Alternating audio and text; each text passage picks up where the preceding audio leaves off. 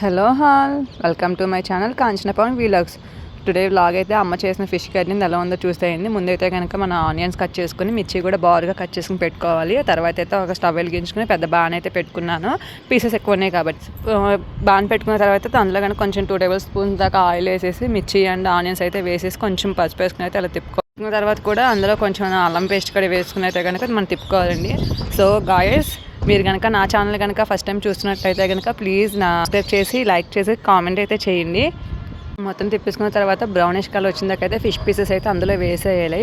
Fish pieces అన్నీ కనుక line కింద పేర్చుకోవాలి, ఎందుకంటే తర్వాత అయితే మనం తిప్పుకోవడానికి కుదరదు కాబట్టి తిప్పుకున్న తర్వాత అందులో కొంచెం అయితే రాక్ సాల్ట్ అయితే వేసుకోవాలి. సాల్ట్ వేసేసుకున్న తర్వాత అయితే కనుక కారం వేసేసుకోవాలి. ఫ్రెండ్స్, మీరు ఎంత తింటే అంత కారం వేసుకోవచ్చు. నేనైతే ఒక 3 టేబుల్ స్పూన్స్ దాకా అయితే కారం అయితే వేసేసాను. నెక్స్ట్ అయితే కనుక కొంచెం వాటర్ పోసేసి ఇలా మనం ముక్కల్ని ముందు పెట్టుకున్నాం కదా, సో కొంచెం అలా తిప్పుకోవాలి. అందులోని ముక్కలు ఉడుకుతున్నప్పుడే కూడా కొంచెం కొత్తిమీర అనేది వేస్తే టేస్ట్ మొత్తం సూపర్ ఉంటుంది.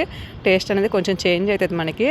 సో ఇదిగోండి, కొంచెం హై ఫ్లేమ్లోనే ఉంది కాబట్టి ఇలా అయితే కనుక పొంగుతుంది. నెక్స్ట్ అందులో కొంచెం గరం మసాలా వేసుకోవాలి. గరం మసాలా వేసిన తర్వాత అయితే కనుక ఫ్లేవర్ ఇంకా టేస్ట్ మారిద్ది.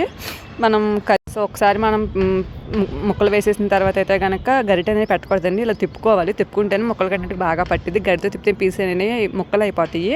సో ఇందాక చూపించినట్టుగా అలా తిప్పుకుంటే ఏంటంటే మొత్తం చుట్టూ అయితే కనుక కారం ఉప్పు అంతా పట్టిద్ది. సో గరిటె మాత్రం పెట్టకండి, ముక్కలు అయిపోతుంది.